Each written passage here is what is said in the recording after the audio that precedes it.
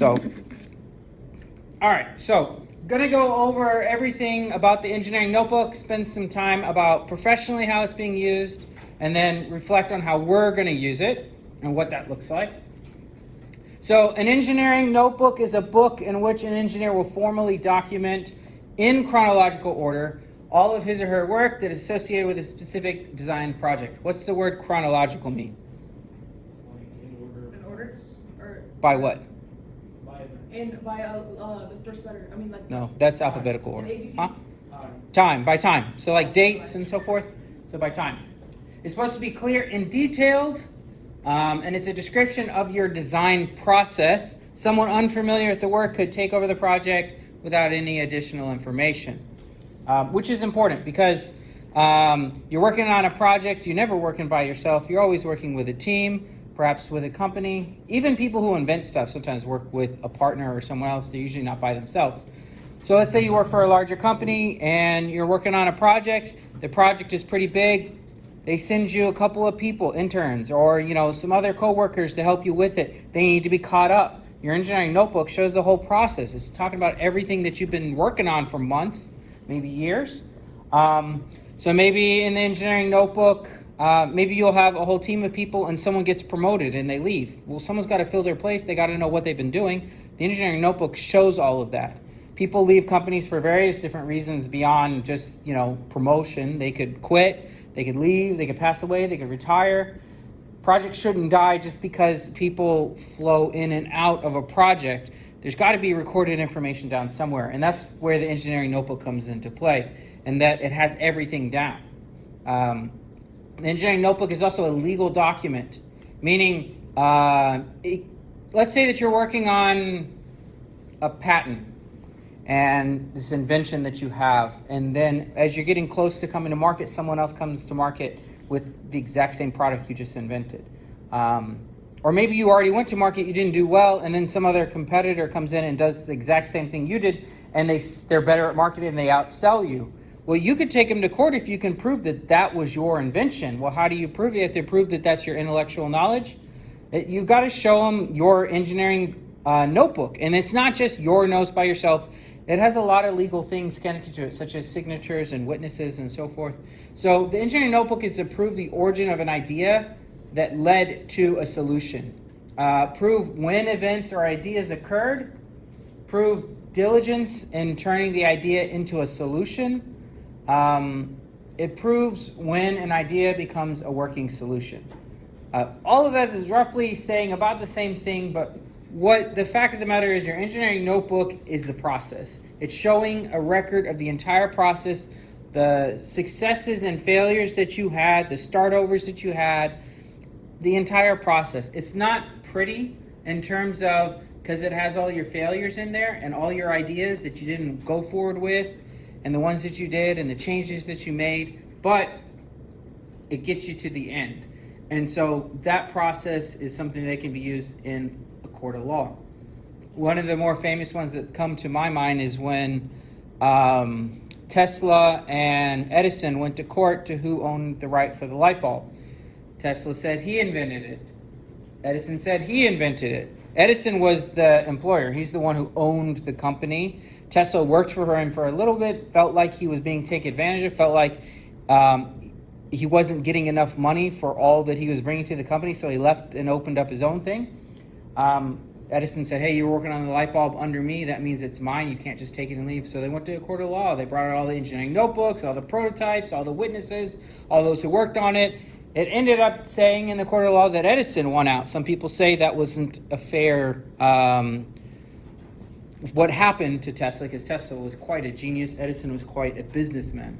He was pretty smart himself, but it wasn't necessarily the genius in the room compared to all the people that he hired to get it to happen. Anyways, the engineering notebook is what's supposed to prove that process of, I started with these questions, I worked with these ideas, I made these changes, I did all these tests, this was my final product at the end. Who uses an engineering notebook? Well, engineers that work on research and development, or R&D.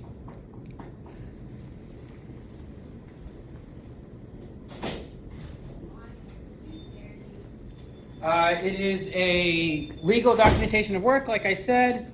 Engineering students use them. High school students or college students.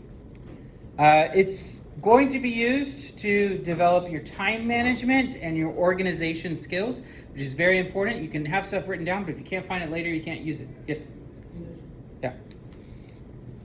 It's used to improve research, documentation, and communication skills.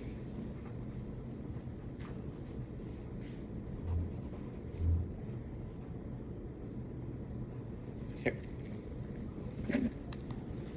And it's the basis for a professional presentation of work. So that time management and organization skills is important. Being able to have good documentation and improve your research, that's the stuff that I'm wanting to get out of you for your notebook. Being organized and so forth. What is inside of engineering notebooks? The discovery of the problem, the research that you went through, the sketches with their labels and descriptions, brainstorming that you've had, calculations that you made, your daily thoughts about the project, any pictures that you took of working models or prototypes that you made can be added in there in a specific way. Any experts that you talk to get their opinion about it, to get them to help you, their input, including their names, their positions, their contact information, details of conversation. Since it is a legal document that can come into a court of law, you want to have those type of things down. Work sessions, meeting summaries, test procedures that you've gone through, the results that you've gotten, the conclusions that you came from that. Think about the scientific model of, like, you have a hypothesis and you work out to figure out what your conclusion will be after you test it. Digital technical drawings, design modifications, everything that has to do with this project is supposed to be in the engineering notebook. Now we're not going to be as crazy detailed as that. We're not inventing something, but we're going to reflect a lot of the things that are in the professional ones. And the professional ones, they tend to have a title page, they have table of contents, they're generally held in a chronological order. They have references in there and business and expert contacts. They are quad-ruled paper, that means graph paper.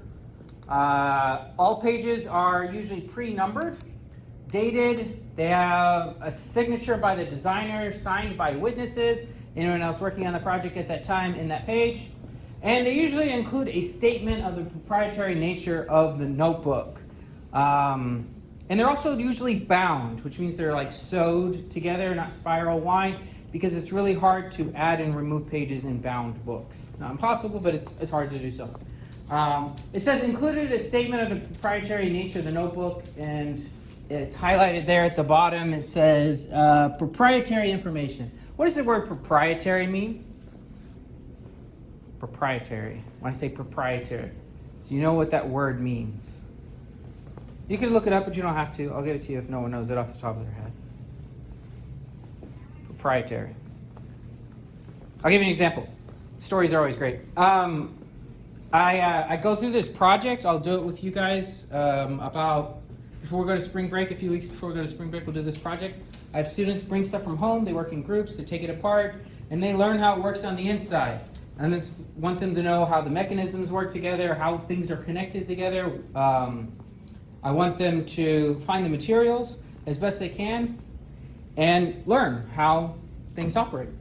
And so I had these 2 or 3 boys. They were taking apart a Nerf gun, about that big. And some plastics tend to be marked with like those little recycling symbols. You know, those like the triangle usually has like a number. It has an abbreviation under it. It says like PE or PS or ABS. Those are all abbreviations. Plastics are usually like complicated chemical names. Like ABS, for example, is acrylonitropbutadiene styrene. No one wants to say that, so we just say ABS, right? No one needs to say all of those things, and it took me a while to even learn how to say that because I'm horrible at speech or reading words I've never met before. But so it's just better to say the acronyms. Anyways, so it's not labeled. Nerf doesn't label what their guns are, and that's not uncommon that a lot of like toys or items aren't labeled. A lot of stuff that we use and throw away all the time tends to be labeled like that, meant for recycling, like water bottles and foods that we get. But he wanted to know the plastic, and he said, "Sir, can I call Nerf?" Because I was just suggesting we make an educated guess. He said, no, let me call Nerf. And I was like, okay, call them in class, go ahead. And so he called the Nerf headquarters. I think the number was even on the, it might have been on the toy, or it might have been, he looked it up online, I don't remember. And he called, and some lady answered, and he said, you know, he told them what we're doing. I'm a high school student working on this engineering project. I need to know what Nerf uses as a material for the case. And she said, oh, it's out of plastic. And he said, well, I know it's out of plastic, but what type? What's the specific name? And she said, I don't know. Let me ask someone. So she got off the phone for a little bit. I guess she went and asked someone, and then came back and said, I can't tell you. That's proprietary. I think that's the exact word she used. So what does proprietary mean to you now? I have no idea. It's about ownership. She said, I can't tell you, it's proprietary. You know what? She didn't know. And the person she asked didn't know. And if that person went to the person above them to ask, that person probably wouldn't know. The Krabby Patty is proprietary. The Coke formula is proprietary. Secret. It's a secret. It's a trade secret. No one knows it, except for a very small amount. The Coke formula, only 2 people in the world know what the Coke formula is. They're not allowed to be on the same plane together. They're not allowed to be in the same building together, because in case one dies, at least someone knows the exact formula. Now, Coke is, you know, people make their own Coke version. It's not like it would be, you know, people could make knockoffs or whatnot, but the exact formula for that company that's been around for like 120 some years, 140 years, only 2 people in the world know it. It's a secret, trade secret, can't be let out. So what if they both die? Boy, would that be a problem? I don't know. Well, I mean, they're both gonna die eventually. Right, you pass it on to the next person. And who are they gonna pass it I have no idea. I don't know how their like infrastructure works, but that would be a bummer. I mean, hopefully they have a backup somewhere. Huh? I suppose. I mean, the person who knows it is like way up there. They're not just any person. They're probably, I may not even be from the original founding members. I have no idea, but it's certainly someone who's highly invested in the company. All right. Best practices are to do all the work in pen, though it's completely fine to use pencil in my class, especially because we'll sketch and change stuff. So that's not an issue for me. But in the professionals, you use a pen. Markers do bleed through paper, so that's something to consider.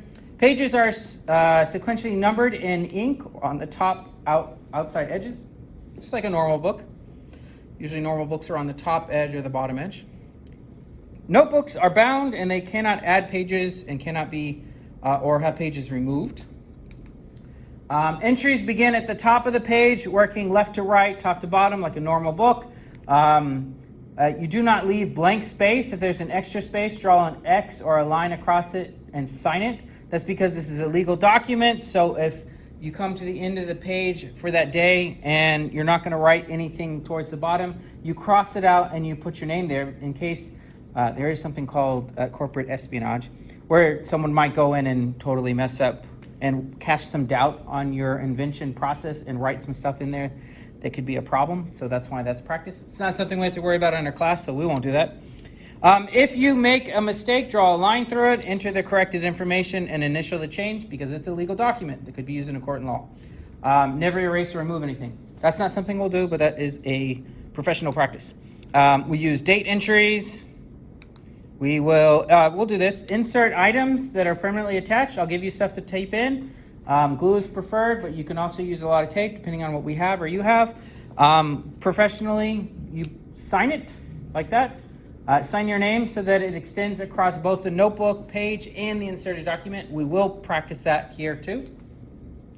Sign and date each page before the next page is started. A colleague or mentor should collaborate the events and facts of each page and sign as a witness. Very common practice. We're not inventing anything, so we don't have to have you guys signing each other's notebooks. You'll just sign your own stuff when you're done. And you store the notebook in a safe location. Y'all can store them either on the bookshelf here, or you can keep it in your backpack. It's totally up to you. There'll be sketches. You'll label all parts of your sketch, describe each sketch. We'll do a couple assignments like that. If there's calculations and figures, you're always having titles about what's happening and defining terms and calculation algebraic functions if you're using a bunch of letters.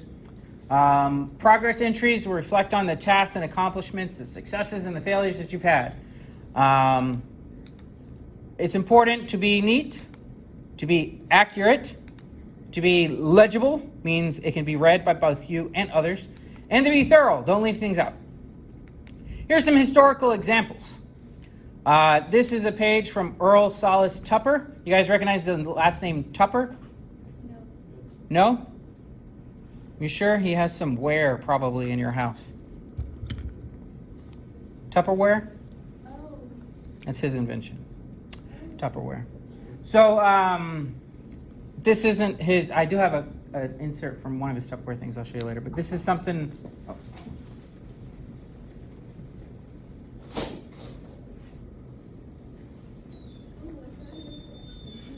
This is something that Mr. Tupper developed. It's a wide range. He developed a wide range of inventions, mainly including Tupperware that you guys know about. This is just an insert from one of his. It says paint pot.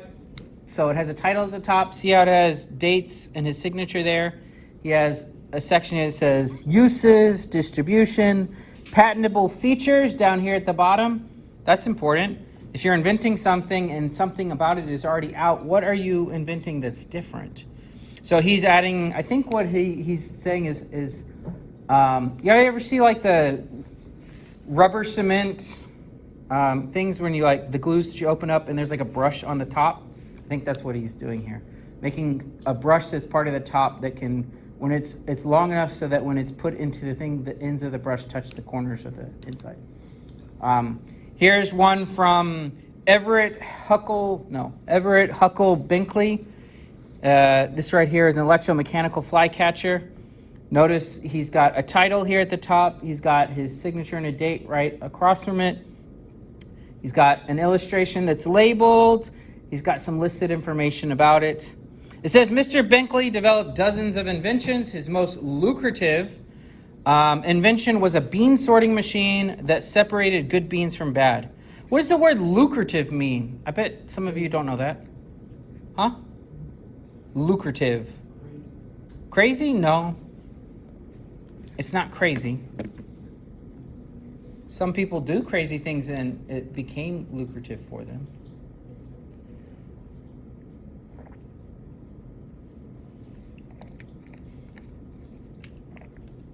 Lucrative. Maybe somebody needs to look that up. What's lucrative? You all right?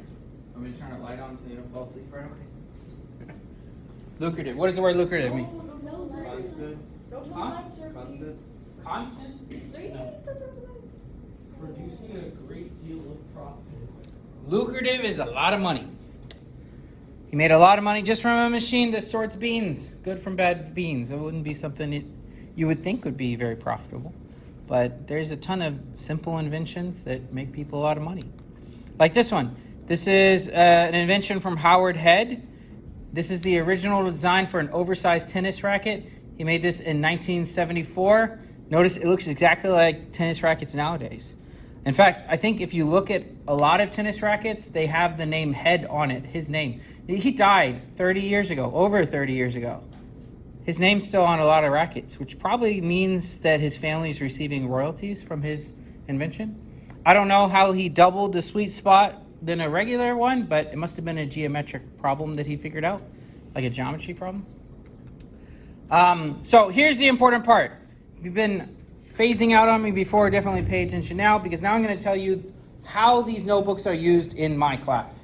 So, your engineering notebook will contain a table of contents, like this. Here's an example of a student listing out all of the titles that we worked on. Notice there's some red writing on the side. That's me writing in grades as I grade the notebook. Notes from PowerPoints. I said today probably there wasn't really anything to write down and not to worry about it, but we will tomorrow. I'll have a couple of vocabulary words that I want you to get down.